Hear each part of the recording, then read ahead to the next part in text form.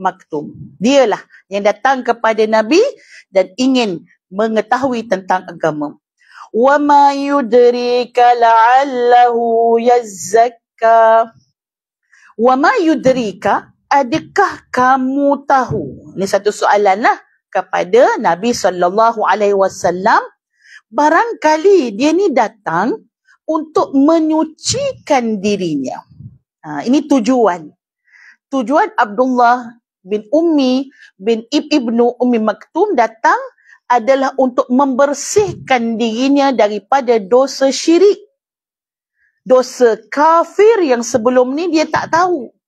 Tapi mungkin terjentik dalam hati dia untuk dia masuk Islam, untuk dia membersihkan. Apa maksud ya zakah?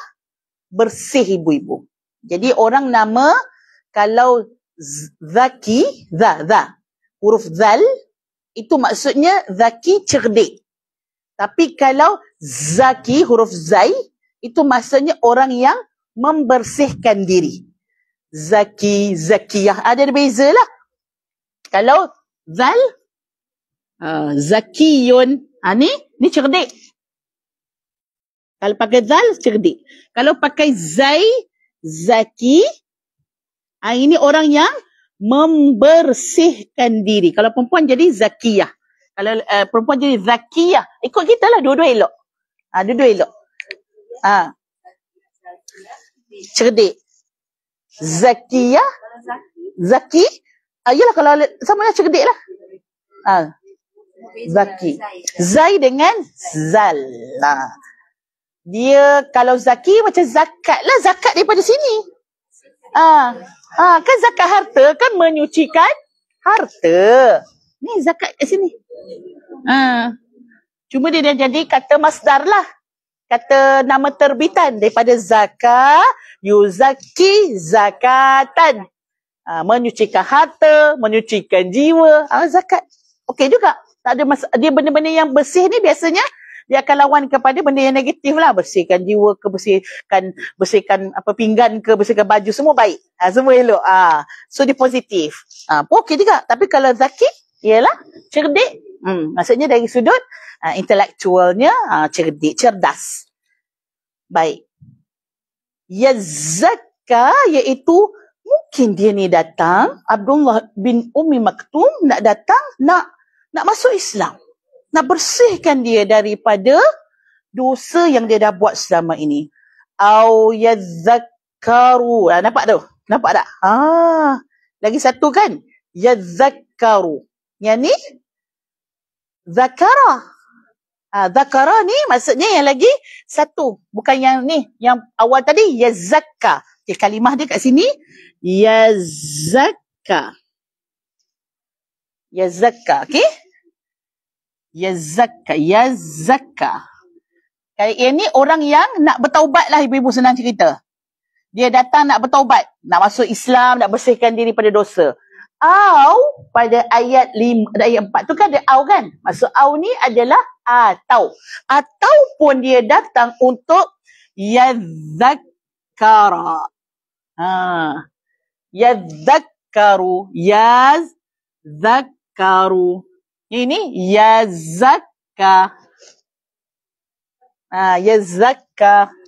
Okey, yadzakkaru apa maksudnya? Yadzakkaru mengambil peringatan. Mengambil peringatan.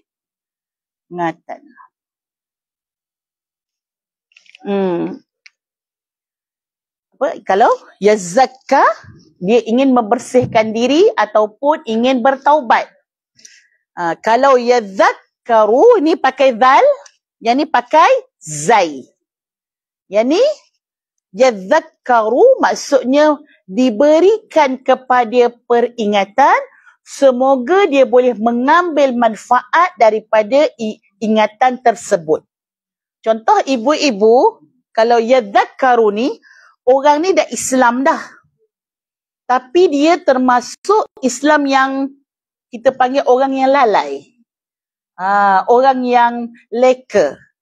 Buat benda-benda yang lara. Benda-benda yang tak bagus, tapi dia Islam tapi mengarut je lah hidup dia tu. Jadi mungkin dia dah Islam, tapi dia nak dapatkan peringatan pada Rasulullah sallallahu alaihi wasallam. Imma orang tadi, ibu-ibu begini, saya buat contoh, kalau pada hari ni, kadang-kadang ada orang yang datang pada kita ni ibu-ibu, orang yang datang nak belajar Islam. Sebab dia datang masjid, dia cari ustaz, dia cari pejabat agama ibu-ibu. Ada orang yang kadang-kadang zero. Zero ni maksudnya ya zakah lah. Maksudnya memang dia tak pernah tahu pun pasal Islam ni. Tapi dia baru datang daripada hidup dia ibu-ibu. Dia memang nak betul-betul ni, nak bersihkan diri dia daripada kejahilan dia secara nyata. Dan ada orang ibu-ibu, dia datang dia nak yadzakaru sahaja. Maksudnya apa? Dia ni dah Islam dah solat, tapi dalam solat pun kadang-kadang tak faham benda yang dia buat dalam kehidupan dia sebagai Muslim. Kan? Masih lagi yang solat buat juga, yang dosa tak tinggal juga. Jadi kadang-kadang dia nak nasihat ibu-ibu. Dia nak reminder supaya Nabi boleh memberikan kepada dia suatu perkara yang dia boleh ingatkan diri dia daripada dia menjadi seorang Muslim yang lalai kepada Muslim yang beringat. Muslim yang lebih cakna tentang keislaman dia. Allahu Akbar. Jadi kita tak tahu. Orang datang kepada kita dalam bentuk zero, ataupun dia datang tu, dia dah pernah elok, dia okey dah, tapi dia masih lagi ingin menambah kebaikan dia dalam kefahaman agama. Baik. Maka, tengok lagi. Okay. Yadzakkaru fatanfa'ahu dzikra. Okey, pergi kepada ayat 4. Apa maksud fatanfa'ahu dzikra? Yang memberi manfaat kepada dia. Jadi ibu-ibu, bila seseorang ni datang kepada kita, datang kepada masjid, datang kepada orang Muslim, dia nak bertanyakan tentang Islam, maka apa yang kita perlu lakukan? Kita mesti memberikan peringatan. Az-zikra. Tazkirah. Fatanfa'ahu, moga-moga dengan az-zikra tadi itu memberikan manfaat pada diri dia. Alhamdulillah. Lepas pergi banyak kali kuliah ibu-ibu, mungkin kita punya rasa kita dalam beragama ni mungkin tak sama dah macam dulu ibu-ibu kan. Kita rasa kefahaman kita, rasa ibadah kita ada dia punya manfaatnya. Ada dia punya ketenangan dia. Dulu mungkin lah orang masih lagi solat, masih lagi tutup aurat, tapi tak rasa manis itu. Tak rasa dia punya sedapnya beragama. Tapi sekarang, kalau umur 60, 65 ibu-ibu, macam mana rasa agama tu? Allah, syukur ya Allah kan. Dapat solat tu dia punya rasa seronoknya duduk dalam solat, lepas solat nak solat lagi. Lepas baca Quran, rasa macam tak nak sedekah lagi kan, nak tambah lagi, nak tambah. Tu orang dah rasa manis. Masa dulu muda-muda, mungkinlah tak sempat lah baca Quran. Itu kita kerja ibu-ibu kan, urus anak dan sebagainya. Jadi dia tak rasa ibu-ibu nikmat beragama. Tapi sampai satu masa, lepas dia berusaha untuk mencari peringatan, maka ada dia punya manfaat di dalam peringatan tersebut. Ayat 5, amma man istaghna, adapun orang yang merasa dirinya serba cukup. Okey, who is? Apa yang dimaksudkan? Siapa yang dimaksudkan dalam ayat 5? Yes. Amma man istaghna. Apa maksud man istaghna? Mereka yang dah berasa cukup. Ghani, orang yang kaya ni ibu. Apa maksud orang yang kaya? Orang yang cukup. Dia dah cukup lah ibu-ibu, maka dia kaya lah. Tu sebab kita kata, kadang-kadang orang kaya pun rasa tak cukup. Betul tak? Jadi sebenarnya kaya itu adalah kaya Hati. Bila dia rasa cukup, dia lah orang kaya. Sebab orang yang kaya, cuba tanya dia, cukup tak 2 bilion ni? Oh, minta maaf lah, masa memang tak cukup 2 bilion.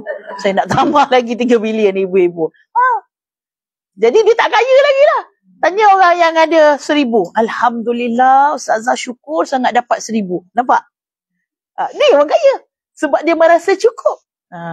Jadi ibu-ibu, bila orang itu berasa cukup, maka dia orang kaya. Kat sini ayat dia lain. Amma manistaghna. Siapa yang merasa diri dia cukup? Itulah orang-orang kafir Quraisy. Dia jumpa dengan Nabi, tapi bukan dia datang dengan Nabi dia macam, oh kami ni memanglah nak tahu pasal Islam. Dia main-main dia. Oh ya ke Muhammad? Oh macam ni. Kalau ni macam mana? Kalau orang tu masuk Islam lepas tu keluar balik macam mana? Contohlah. Dia tanya tu ibu-ibu, dia nak siasah je. Dia nak mempermainkan je. So macam dia rasa macam Nabi dah seronok lah sebab mereka memberikan peluang untuk Nabi menerangkan tentang agama Islam. Tapi sebenarnya bukan tu tujuannya. Tujuannya hanya sebagai satu pengaruh palsu sahaja yang dia nak daripada Nabi SAW. Kenapa dalam hati mereka, diorang dah cukup dah dengan, kami tak perlulah pada kamu Muhammad. Kita orang dah ada jawatan. Kita orang dah ada negara. Kita orang dah ada kekayaan. Kita orang ada agama nenek moyang kita orang. Kita orang dah cukup. Kita orang tak perlu lagi kamu. Inilah yang dimaksudkan pada ayat 5, iaitu kafir Quraisy. Fa'anta lahu tasadda. Ayat 6. Maka engkau wahai Muhammad memberikan perhatian kepadanya. Yang datuk-datuk semua ni, Nabi dah berpaling daripada Abdullah ibnu Ummi Maktum, tapi Nabi bagi perhatian pada mereka. Sedangkan hati mereka itu duk gelak ketawa. Bukan pun memerlukan pun penerangan daripada Rasulullah. Tapi yang ni, yang kamu berpaling ini, dialah yang datang dengan hati yang bersih. Hati yang ikhlas, betul-betul nak tahu tentang agama Allah. وَمَا عَلَيْكَ أَلَّا يَزَّكَّى. Ayat 7, padahal tidak ada cela atasmu kalau dia tidak menyucikan diri.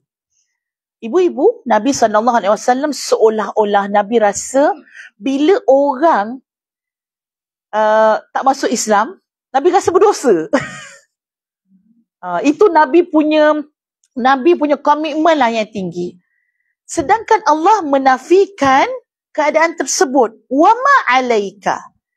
Maksud wama alaika, ibu-ibu tak ada pun kat sini sebut zanbun ke ismun, dosa-dosa tak ada. Tapi difahami kalau alaika adalah sesuatu yang macam iqab ataupun suatu dosa, suatu bebanan kepada Nabi. Wama alaika. Tak ada bebanan ke atas kamu, wahai Muhammad, kalau mereka tak menyucikan diri dengan masuk Islam. Kamu tak dosa, wahai Muhammad. Wa amma man ja'aka yas'a. Sedangkan padahal orang yang datang kepadamu dengan bersegera untuk mendapatkan ajaran tadi, dia ini sudah sanggup datang dalam keadaan buta, keadaan tanpa temu janji. Dia mencari kamu, huwa yas'a.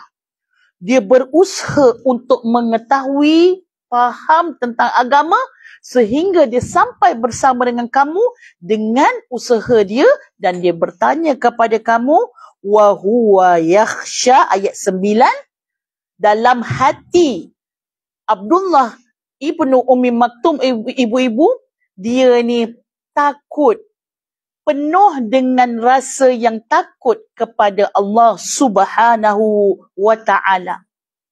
Dia penuh dalam hati, dia rasa risau kalau Allah tak terima, Allah bagi azab pada aku. Kalau nanti aku ni dapat perkara-perkara yang tak betul sebab apa, tak ikut Nabi, maka ketakutan penuh dalam hati dia. Meraikan, dia nak berhijrah, dia nak faham tentang agama, dan dalam hati dia ada takutkan Allah. Wa fa anta anhu talah. Fa anta maksud siapa? Anta tu kamu kan? Merujuk kepada Nabi Muhammad sallallahu alaihi wasallam. Anhu. Hu itu dia.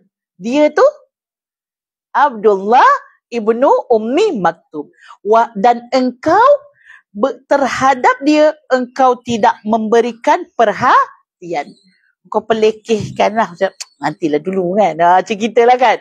Kita tengah sembang. Sedap-sedap sembang dengan tetamu kat rumah. Tiba-tiba anak kita nak susu. Alah, kejap lagi. Mata kau cakap ni. Kan? Yelah, kita orang besar ibu-ibu kan. Padahal kita bergosip juga kan.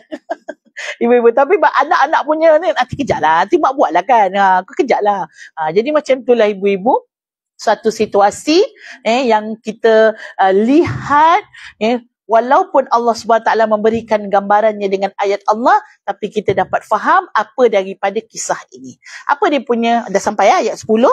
Apa dia punya pengajaran? Ibu-ibu, bila kita belajar tentang cerita Qisasul Quran, dia bukan cerita tentang Nabi semata-mata, bukan cerita tentang Abdullah ibnu Maktum semata-mata. Ada berapa orang karakter dalam cerita ni?